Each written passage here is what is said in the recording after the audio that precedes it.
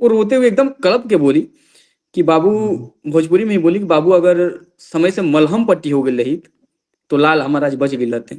और ये चीज सुनने के बाद एकदम अंदर से चीजें झकझोरते हैं। तो डीएम जो थे थोड़ा सा अपनी बॉडी पर्सनालिटी भी वैसी ही है, वो देखे और देख करके ऊपर नीचे 2 बार देखे, देख करके भगा दिए, बोले कि कोई वो नहीं मिलता, अनुमति फनुमति नहीं मिलता। तो भरने लगा। बलिया तो बागियों की धरती है, हनुमान जी की तरह अगर कोई जगाने वाला मिल जाए तो ये तो कब क्या कर देंगे कोई भरोसा नहीं है। और एक्सीडेंटल की 99.9 केसेस जो है रेफर होती हैं। और ये मैं नहीं बोल रहा हूँ, ये आरटीआई का जवाब है। आरटीआई जब हम लोगों ने डाला जी, तो उसमें ताड़ी बड़ा गांव समर्पण की भूमि है, त्याग की भूमि है और बलिदान का वो जी, और बलिदान की उसे कुंजी माना जाता है कि वहीं से चीजें शुरू हुई थी। ठीक है, आज भी बलिया में सबसे ज्यादा सेनानी वहीं पाए जाते हैं। नमस्कार, आज हम लोगों के बीच में संजीव जी हैं, जिनका इंतजार पूरा जिला कर रहा था, जिन्होंने पूरे जिले को जगाया, चाहे वो मेडिकल कॉलेज का मामला हो, चाहे वो करप्शन का मामला हो लेखपालों का रसड़ा तहसील में। आज काफी मुश्किल के बाद मैं इनको खोज के निकाला हूं। तो नमस्कार संजीव जी। नमस्ते भैया, नमस्ते। सबसे पहले अपने बारे में बताइए। आंदोलन के बारे में तो बहुत सारे लोगों ने बहुत कुछ जाना है, पहले अपने बारे में बताइए, कहाँ के हैं, शिक्षा दीक्षा क्या है और आंदोलन कहाँ से शुरू किए? शिक्षा दीक्षा तो मैं बलिया से ही लिया हूँ और कुछ शिक्षा इलाहाबाद से हुई। तो शिक्षा भी बहुत मध्यम परिवार से थे, तो सामान्य शिक्षा ही रही, वही प्राइमरी से लेकर घर आपका खैरा पड़ता है? जी, नगरा में खैरा निस्पी आता है, वहाँ का रहने वाला हूँ। जी जी। तो ये अचानक सेवा की तरफ कब मुड़ गए आप? सेवा की तरफ अचानक से कोई नहीं मुड़ता। आपके अंदर थोड़ा सा मानवता का भाव होना चाहिए।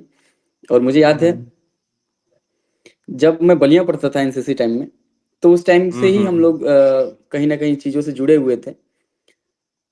तो ये चीजें फिर धीरे धीरे मुझे लगा कि नहीं, कुछ ऐसे लाइफ में एक्सीडेंट हुए जिसके बाद से आदमी खुल करके अपना 100% दे करके इधर आया कि नहीं, अब यही जो है कि लाइफ होगा हमारा, इससे फ्रंट फुट पे बैटिंग करना है, कोई फर्क नहीं पड़ता कि क्या होगा, कोई फर्क नहीं पड़ता। बड़ा संघर्ष होता है। मैं जब आपको देखने गया था रसना में, तो मैं खुद बड़ा भावुक हो गया था। मैं कोई राजनीतिक व्यक्ति नहीं हूँ, घर पे आके मैंने बोला, अपनी बातों को व्यक्त किया। और वाकई बहुत बिना पानी बिना खाना के इतने इतने दिन यूनिवर्सिटी में हम लोग देखा करते थे, तो वहां कुछ अलग माहौल होता है, बहुत सारे लोग होते हैं, जोश होता है। यहाँ तो कोई साथ भी देने वाला नहीं होता है। तो पहला आंदोलन जो आपका था, जो मैं जाना, आपका तो नहीं होगा पहला, वो हॉस्पिटल वाला आंदोलन था, वो बड़ा चर्चित हुआ पूरे जिले में। उसके बारे में कुछ बताइए। वो अचानक से, मतलब ऐसा कोई नहीं, हमारा जो भी आंदोलन रहा है, आंदोलन का मतलब जब भी हम लोगों ने आवाज उठाया, आंदोलन नहीं बोल सकते हम, तो अचानक से अनशन, आमरण अनशन, आमरण अनशन या जो भी चीजें हो, मतलब आवाज उठाना ही से बोलेंगे, आंदोलन तो कभी नहीं बोलेंगे। तो अचानक से हुआ जब हमको लगा कि नहीं, अब जरूरत है इस चीज की, तो हम लोगों ने किया। और रही बात हॉस्पिटल वाले, मेडिकल कॉलेज वाले की, तो एक समय कुछ दिन पहले, कुछ माह पहले एक एक्सीडेंट हुआ था नागाजी विद्यालय के बच्चों का। उसमें कई बच्चे मर गए, कई बच्चे एक्सपायर भी किए थे और कई का एक्सीडेंट भी हुआ था। तो जब वो एक्सीडेंट हुआ तो उसमें हम लोगों की जो संस्था थी, श्री सारथी सेवा संस्थान, भारत सरकार से रजिस्टर्ड एनजीओ है ये, नीति आयोग से। तो हम लोगों ने उसमें ब्लड वगैरह लोगों को प्रोवाइड कराया। कुछ बच्चे ऐसे थे जिनके इलाज के लिए हम लोगों ने फंड भी दिए। तो उस समय एक वीडियोज आई, जिस वीडियो में ऐसे बच्चे फर्श पे छटपटा रहे थे एकदम। और अगले दिन पेपर में छपा कि ना रुई की व्यवस्था थी, ना सुई की व्यवस्था थी, यहाँ तक कि टाका लगाने के लिए धागे भी बाहर से खरीद करके आए। और आए दिन हम लोग तो पहले से लगे हुए थे, मैं तो पहले से, और हमारी टीम जो भी है, सीनियर लोगों की जो टीम है, तो वो पहले से हम लोग स्वास्थ्य डिपार्टमेंट में काम कर रहे थे। हमारे यहाँ नगरा में जो स्वास्थ्य व्यवस्था है, इसको लेकर के मैं हमेशा आवाज उठाता रहा। लेकिन जब वो चीजें आई और उस दौरान जो है कि जो बच्चे एक्सीडेंट थे, मैं उनके परिजनों के टच में रहा। जी। तो एक बच्चे के मैंने परिजन से बात किया, बच्चा अंततः बच नहीं पाया वो। जब मैं उसके डेथ होने की सूचना मुझे मिली, मैंने बात किया, तो उसकी माताजी, मतलब मैं उसे शब्दों में बयान नहीं कर सकता और ना ही वो भाव ला सकता हूँ जिस भाव में उन्होंने बोला मेरे से। वो रोते हुए एकदम कड़प के बोली कि बाबू, भोजपुरी में ही बोली कि बाबू अगर समय से मलहम पट्टी हो गई रही तो लाल हमारा आज बच गई रहते। और ये चीज सुनने के बाद एकदम अंदर से चीजें झकझोर दी कि यार, और उसी समय ये जो है कि वीडियो भी आया, न्यूज भी आया। तब हमने सोचा कि यार जिला अस्पताल की ये कैसे व्यवस्था हो सकती है कि अगर 10 लोग एक्सीडेंट करके जा रहे हैं, आपके पास इतनी व्यवस्था नहीं कि आप उन्हें स्ट्रेचर पे रख सकें, आपके पास ये व्यवस्था नहीं कि उनका मलहम पट्टी समय से कर सकें, आप उनका टाका लगाने की, धागा तक की, रुई तक की व्यवस्था नहीं, तो काहे का जिला हॉस्पिटल। तो उसी समय दिमाग में आया कि नहीं, अब चीजें थोड़ी सी बदलनी चाहिए, बहुत हो गया ड्रामा।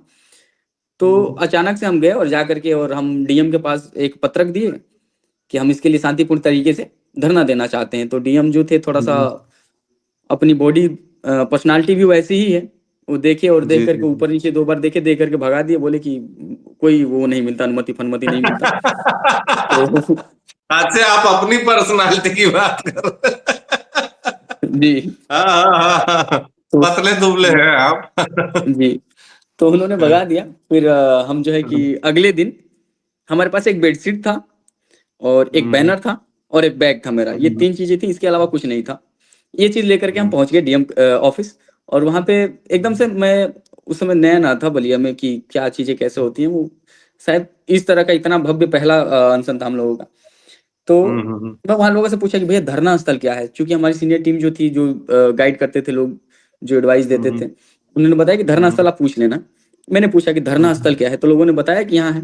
वहां जा करके और बेडशीट लगा करके और मैं वहीं पे बैठ गया, बोर्ड वोर्ड अपना रस्सी वस्सी से बांधे हम लोग, बांधने के बाद बैठ गए। फिर लोग आते जाते ऐसे देखते, कुछ लोग हंसी मजाक भी करते थे, मजाक भी बनाते थे, क्योंकि बताया ना अभी बॉडी लैंग्वेज को देख कर, पर्सनालिटी को देख करके, उम्र कम, तो किसी को ये अंदाजा नहीं था। उम्र भी कम है अभी। जी, लोगों, आम पब्लिक को भी ये नहीं था। फिर धीरे धीरे चीजें जो हैं कि लाइट में आनी शुरू हुई। लोगों जो पीछे था, जो हम लोगों का, जो लोग जानते थे हमारे बारे में या हमारी संस्था के बारे में, टीम के बारे में, उनको विश्वास था कि अगर संजीव ये चीज बोला है तो वो करेगा, निश्चित तौर पे करेगा। तो फिर उनका धीरे धीरे सोशल मीडिया से सपोर्ट मिलना शुरू हुआ, लोगों का सपोर्ट आना शुरू हुआ। और उस समय भी हमने अन्न और जल का त्याग किया था। और मांगे ये थी कि पिछले कई दशक से बलिया की जो राजनीति रही है, वो मेडिकल कॉलेज के इर्द गिर्द घूमी है। और अब तक जो है कि मेडिकल कॉलेज की जगह नहीं बन पाई। और मेडिकल कॉलेज मतलब बलिया जो है सर की, ये प्रदेश का सबसे पूर्वी छोर है। और पूर्वी छोर के साथ साथ मैं मानता हूँ सबसे पिछड़ा है ये, शिक्षा और स्वास्थ्य के मामले में। यहाँ अगर एक नॉर्मल खरोच आ जाती है तो आपको सीएससी पीएससी पे इलाज नहीं होगा, वो आपको जिला अस्पताल रेफर करेंगे। और कहीं अगर गलती से आपका ब्लीडिंग होने लगा तो यहाँ से तुरंत आपको मऊ या फिर बनारस रेफर करेंगे। और एक्सीडेंट हो गया तो आप ये मान के चलिए कि आपकी तैरई होनी तय है, क्योंकि आपको यहाँ से रेफर किया जाएगा और रेफर होते होते बीच में आप बनारस या मऊ के लिए रेफर किया जाएगा, फिर बीच में ही संजीव जी, कोई ना कोई बड़ी घटना हो जाती मैं है। थोड़ा सा बीच में काट रहा हूँ। मैं स्वास्थ्य विभाग में पहले काम किया हूँ। मैंने 3-4 साल पहले नौकरी छोड़ी थी। तो स्वास्थ्य विभाग का काम ही होता है सिर्फ रेफर करना। वो जो बैठे होते, मैंने एक वीडियो भी उससे बनाई थी, कभी देखिएगा, मैं भेजूंगा आपको। उनका काम होता है, जो वहाँ फार्मासिस्ट और जो बैठे रहते हैं स्वीपर, ये गाड़ी वाला आ रहा है, इसको आगे भगाओ। उसको पता भी नहीं है कि वो कितना सीरियस है, क्या नहीं। ये डिलीवरी वाले, एक डिलीवरी में थोड़ा सा रियायत रहता है, क्योंकि उसमें मजबूरी हो जाती है उनकी। नहीं तो पहले से बनाए रहते हैं कि ये 2 जो आ रहे हैं चलते हुए, इनको तुरंत रेफर करना है, डॉक्टर साहब रेफर बना दिया जाए। ये हालत है। मतलब इतना बुरा कंडीशन था कि उसके बारे में जिक्र नहीं किया जा सकता। आप चले जाइए, आज की घटना बता रहा हूँ। आज मैं आपसे इंटरव्यू दे रहा हूँ और आज की घटना ये है कि मैं अपने मेडिकल के लिए, ये जो हम लोगों का हुआ है, इसमें मेडिकल के लिए मैं गया था जिला अस्पताल। और वहां की व्यवस्था देखिए, एक वृद्ध बेचारा भीख मांगने को मजबूर था। मैंने इसको पोस्ट भी किया था अपने वाल से। वो भीख मांग रहे थे कि हमको इलाज कराना है। तो खैर हमने दवा तो दिया, लेकिन कहीं ना कहीं प्रश्न चिन्ह खड़ा होता है व्यवस्थाओं पे, कितना होने के बाद भी क्या व्यवस्था। जी, तो उस समय उस आंदोलन में हम लोगों की मांग यही थी कि आप जिला अस्पताल की व्यवस्था सही कराइए। बलिया में हमारे ट्रामा सेंटर भी है, आप उसको सुचारू रूप से संचालित कराइए, क्योंकि एक्सीडेंटल की 99.9 केसेस जो हैं रेफर होती हैं। और ये मैं नहीं बोल रहा हूँ, ये आरटीआई का जवाब है। आरटीआई जब हम लोगों ने डाला तो उसमें चीजें आई खुल करके जी, कि मोस्टली केसेस जो है कि यहाँ से रेफर हुई हैं। तो ये सबसे मुख्य मांग थी कि आप मेडिकल कॉलेज दीजिए, और मेडिकल कॉलेज के बाद आप जो है कि जिला अस्पताल की व्यवस्था, जो भी अल्ट्रासाउंड है, सीटी स्कैन है, जो भी व्यवस्थाएं, डॉक्टर समय से बैठे, बाहर प्रैक्टिस न करें, इन हर छोटी समस्याओं को, जिससे आम जनमानस को लाभ हो सके और जिसका अभाव आम जनमानस भुगत रहा था, इस चीजों पे हमने फोकस किया। ये चीज चाहिए और अंततः हुआ भी यही। मेडिकल कॉलेज की जमीन निर्धारित हुई, उसमें बाकायदे जो है कि प्रेस नोट वगैरह आया, लेटर वगैरह आया कि जिला जेल जो था आपके संज्ञान में होगा कि वर्तमान समय में जिले का जो जेल है वो खाली करा दिया गया है। हाँ, तो मैंने जमीन सुना है कि निर्धारित हुई। आजमगढ़ कैदियों शिफ्ट कर दिया गया है। जी जी, कहीं आजमगढ़, मऊ, कई जगह शिफ्ट किया गया है छोटी छोटी टुकड़ियों में। हम्म तो जिला जेल उसी हम्म समय खाली हुआ। उस समय प्रमुख सचिव ने लेटर जारी किया कि मैं 5 तारीख को मीटिंग बुला रहा हूँ और उसमें को जो है कि मेडिकल कॉलेज आपके दे दिया जाएगा। ये हम लोगों से वार्ता हम्म हुई मुख्य सचिव की। हम्म तो हम्म फिर जाकर के ये आंदोलन खत्म हो गया, नहीं ठीक है, आप मेडिकल कॉलेज की जमीन निर्धारित कर दिए, अब आप इसका टेंडर हम्म प्रक्रिया शुरू कीजिए और करके बनाइए। बाकी उसमें भी मुझे लग हम्म रहा है कि 6 महीने का समय हो गया है, कुछ ही दिनों हम्म, की बात है। अगर उसका शुरू हो टेंडर की जाएगा। प्रक्रिया नहीं पूरी होती है तो फिर दूसरा प्रक्रिया हम लोगों का है, उसको किया जाए। अभी जो घटना हुई रसना वाली, लेखपालों वाली, वो तो खैर पूरा जिला जानता है तत्काल की, लेकिन आप आपके मुंह से मैं थोड़ा शॉर्ट में बताइए कि क्या क्या हुआ और क्यों आपको ये स्टेप लेना पड़ा और बैठना पड़ा उस अनशन पे। देखिए, अगर एक शब्द में कहा जाए तो ये घूसखोरी को लेकर के था। लेखपाल जो थे एक विधवा महिला से रिश्वत मांग रहे थे 10,000 रुपए की। और अगर इसका मतलब, विधवा महिला जो थी वो ताड़ीपाड़ा गांव की रहने वाली थी, नगरा ब्लॉक में ताड़ीपाड़ा गांव आता है, वहीं की रहने जी वाली जी। थी सीमा सिंह जी। कुछ दिन पहले उनके पति का देहांत हो गया था और वो बेचारी जो है कि एक सरकार की योजना है, किसान दुर्घटना बीमा योजना करके ऐसा कुछ। तो उसमें होता है जी कि जिस दिन वो दुर्घटना हुई है, जिस दिन कैजुअलिटी हुई है, उसके 180 दिन बाद यानी 6 महीने के अंदर में आपका पेमेंट हो जाना चाहिए। तो ये बेचारी उस चीज को लेकर हम्म परेशान थी और बार बार लेखपाल जो है इनसे कुछ खर्चे की बात कर रहे थे। फिर जब चीजें नजदीक आ गई, 20-22 फरवरी को उसमें हो जाएगा 180 दिन। जब चीजें नजदीक आई तो उन्होंने हम लोगों से बताया कि संजीव बाबू ऐसी ऐसी चीजें हैं। फिर हमने बात की एसडीएम महोदय से। एसडीएम जो है कि निकलवाए फिर कागज वगज सब, पूरी पत्रावली। तो हम्म, 2 पत्रावली निकलाए, एक एक्सेप्ट वाली, एक रिजेक्ट वाली, और दोनों में इनका नाम नहीं था। अच्छा। फिर उन्होंने बताया कि आवेदन ही नहीं हुआ है अभी संजीव। फिर लेखपाल से वो हम्म, बात किए, बोले कि जितना जल्दी हो सकता है इसका आवेदन करा के और तुरंत टेबल पे पहुंचवाओ। जी जी। लेकिन 4 दिन बाद भी लेखपाल साहब वही किए थे। मैं भी बात किया तो मेरे से भी खर्चे की बात करने लगे। तो हम्म फिर सोमवार को ये फोन करके मुझे बुलाया, कहीं ना कहीं इनकी प्लानिंग भी रही होगी, और फोन करके हम्म बुलाया कि कागज और कुछ खर्चे लेके आइए। फिर मैं गया, मैं बोला कि खर्चा तो मैं आपको दूंगा, मैं उनके कमरे के बाहर ही रहा कि खर्चा तो दूंगा हम्म लेकिन मैं ऑन कैमरा दूंगा, आप लीजिए, मुझे देने में हम्म कोई दिक्कत नहीं है, लेकिन ऑन कैमरा हम्म लीजिए आप। मैं अपने एक सहयोगी से बोला कि हम्म आप वीडियो बनाइए। ये सुनते ही सब पूरा हम्म। भड़क गए। भड़कने के बाद पूरा एक गिरोह टाइप में बना करके हाँ, वो और हमारे वीडियो तो ऊपर आया हमला था, वो कर तो दिया। एकदम गुंडागर्दी वाला था जी, वीडियो। वो तो सबने देखा था।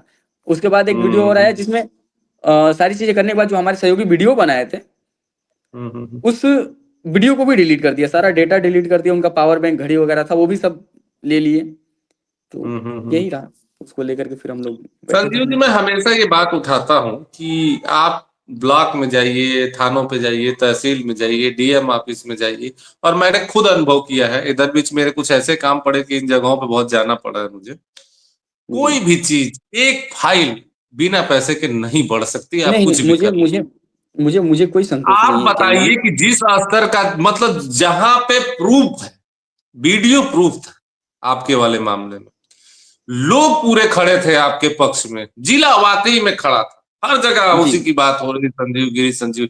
उसके बाद भी प्रशासन कितना रिजिड है कि एक लेखपाल को सस्पेंड करने को तैयार नहीं था। चौथे पांचवें दिन उसने सस्पेंड किया है, जब बिल्कुल चारा उसका खत्म हो गया। तो ये कितना मतलब जटिल समस्या है कि इसका कोई क्या सोल्यूशन है इसका, आप बताइए। हम तो सोच सोच के थक जाते हैं, हमको कुछ नहीं समझ में आता। देखिए, मेरा जो सोल्यूशन होता है थोड़ा सा दिक्कत वाला सोल्यूशन होता है, क्योंकि मैं चाहता नहीं हूँ कोई चीजें हों। हम्म नहीं तो कहीं ना कहीं देखिए, सबसे बड़ी चीज है अधिकारियों की निष्क्रियता। अगर वो हम्म अमल करने लगे तो हम्म। निश्चित तौर पे चीजें सही हो सकती हैं। नहीं तो ये तो सच्चाई है ना कि अधिकारी तो उसी को संरक्षण देगा ना जो ज्यादा पैसा देता है, जो ज्यादा बिल्कुल, लेता है वो ज्यादा देता है। इस चीज का साक्ष्य राम लोगों आपके के वाले पास मामले में तो हमको पर्सनली मुझे यही लगा, उसका इसीलिए बचाव किया जा रहा है क्योंकि वो सबसे ज्यादा पैसा देता होगा, सबसे ज्यादा खाने वाला था, घुसखोर वो लेखपाल था। आपको नहीं क्या नहीं, लगता बिल्कुल है? उसमें नहीं हो सकता है भाई। देखिए, कुछ हम्म भी कहना, आखिर एक चीज बताइए, अगर वो इतना पैसा ले रहा है और खुलेआम ले रहा है, कई लोगों के मेरे पास हम्म। इतना उनकी शिकायत आई। अरे कई जगह से हम लोगों को पता चला कि उसको फेड़ में बांध के भी एक गांव के लोग मारे, जी जी जी जी, इसी कोई सब गौवा, मामले को लेकर। गौवा पार करके तो गांव था या पहले से गौवा ही नदी। बदनाम है, उसको कोई डर नहीं है किसी चीज का। निश्चित तौर पे अगर उतना चीज होने के बाद भी वो काम कर रहा है और इस तरह का काम कर रहा है तो कहीं ना कहीं अधिकारियों का संरक्षण प्राप्त है, ये कहने में मुझे कोई संकोच नहीं हो रहा है। बिल्कुल बिल्कुल बिल्कुल। संजीव जी, अब थोड़ा सा पर्सनल संघर्ष की बात हो, कितना मुश्किल होता है बिना खाए पिए रहना। और मैंने मैं तो बहुत भावुक आदमी, फोन चलाना भी एक बड़ा मुश्किल काम है, जैसे कम एज के आदमी को, क्योंकि हर वैरायटी को, शंकर जी की बारात वहां जुटती है, हर तरह के लोग जुटते हैं। जैसे मैं जैसे ही गया तो एक नेताजी आए, वो जल्दी बंद कराओ, ताला बंद कराओ, ये मारो वो, तो मुझे तो पता है कि वो तो बस इतना ही प्रशासन खोज रहा है कि कुछ हो और उठाया जाए इनको। मैंने कहा तो सारा आंदोलन गड़बड़ कर देंगे सब। फिर कुछ सीनियर लोग डांटे। तो कितना मुश्किल होता है नेतृत्व करना ऐसे समय में, जब आप खुद धरने पे बैठे हो, आपकी खुद हालत खराब हो। थोड़ा सा इसके बारे में बताइए, ये सबसे इंटरेस्टिंग हम लोग टॉपिक है जो हम लोग जानना चाहते हैं। देखिए, मुश्किल तो निश्चित तौर पे होता है, लेकिन मेरे लिए कोई मुश्किल नहीं रहा, क्योंकि ये चीजें डिपेंड करती हैं आपके सहयोगियों पे, आपके टीम पे। और जो हमारे सहयोगी रहे, तो उनके बारे में तो मेरे पास शब्द ही नहीं है कि किस शब्द से नवाजूं मैं उन लोगों को। तो सब वो लोग देख रहे थे और बखूबी देखे, बहुत अच्छे से देखा, और हर बार देखते हैं, पूरी शिद्दत के साथ देखते हैं। जो जिस दिन आपको उठाया गया उस दिन सुबह ही मैंने कहा कि ये आखिरी दिन है, अगर आज नहीं उठाया गया तो पूरा जिला जलना शुरू हो जाएगा। और सुबह चारों तरफ पुतला फूकना लोग शुरू कर दिए थे, जी जी जी। और लोगों रसना में बहुत में ज्यादा गुस्सा हो गया था। मैंने देखा, मैं खुद ही बहुत, मुझे लग रहा था कि अब कंडीशन ज्यादा खराब हो जाएगी अगर नहीं कुछ किया प्रशासन ने, और जेन्युइन नहीं नहीं, बात थी।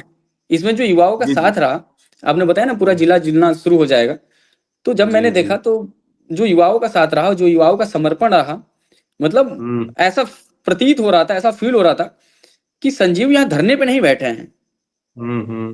संजीव हर जगह पूरा है, जिला चाहे धरने पे। जी पूरा जिला धरने पे बैठा हुआ है। और उस हिसाब से लोग इसको लीड भी कर रहे थे। रसना में पुतला दान हुआ, कसीसर में हुआ, बेलथरा रोड में हुआ, सिकंदरपुर में हुआ, बलिया में हुआ, तो लगभग में बैरिया की साइड में हुआ, तो लगभग में पूरा जिला ही जो है कि अब धीरे धीरे चिंगारियों से भरने लगा है। बलिया तो बागियों की धरती है, हनुमान जी की तरह अगर कोई जगाने वाला मिल जाए तो ये तो कब क्या कर देंगे, कोई भरोसा नहीं है।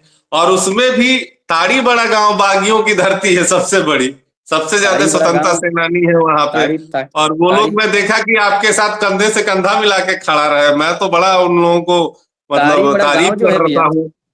जी ताड़ी बड़ा गांव समर्पण की भूमि है, त्याग की जी। भूमि है, और अर्पण बलिदान की का वो, भूमि है। जी, और बलिदान की उसे कुंजी माना जाता है कि वहीं से चीजें शुरू हुई थी। जी ठीक है, जी आज भी बलिया में सबसे ज्यादा सेनानी वहीं पाए जाते हैं। तो जी। मेरा एक भावात्मक लगाव भी रहा है वहां से, इन्हीं सारी चीजों को लेकर के, क्योंकि मैं थोड़ा सा, हम्म। ठीक है, मैं भगत सिंह को मानने वाला वास्तव में हूँ, और मैं वैसे लोगों जी को भी जी। लोगों को ही लाइक करता हूँ। तो ताड़ी बड़ा गांव में वो हम्म, चीजें मुझे दिखी, चाहे उसका इतिहास हो या वर्तमान हो, दोनों चीजें जी लाजवाब हैं। जी जी। ताड़ीवाड़ा गांव में मेरी बहन की शादी हुई है, तो मेरा जी थोड़ा आना जाना है। मैं इसलिए जानता हूँ उस गांव को। संजीव जी, बहुत अच्छा लगा आप आए। काफी लंबा हो जाएगा, मैं नहीं चाहता कि काफी लंबा हो, तो इस आने के लिए आपका बहुत बहुत धन्यवाद। और एक दिन आमने सामने बैठ के सवाल हो तो बहुत अच्छा बिल्कुल लगेगा।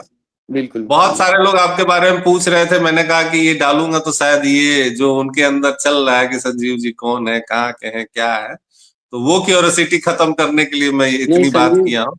एकदम एकदम बताइए, संजीव सामान्य परिवार से आते हैं, आपके बीच के ही हैं, और आजीवन आपके बीच ही रहेंगे, जी बिना जी किसी राजनीतिक महत्वाकांक्षा के, जी। क्योंकि ये भी चीजें जुड़ बहुत बहुत जाती हैं कि धन्यवाद संजीव जी।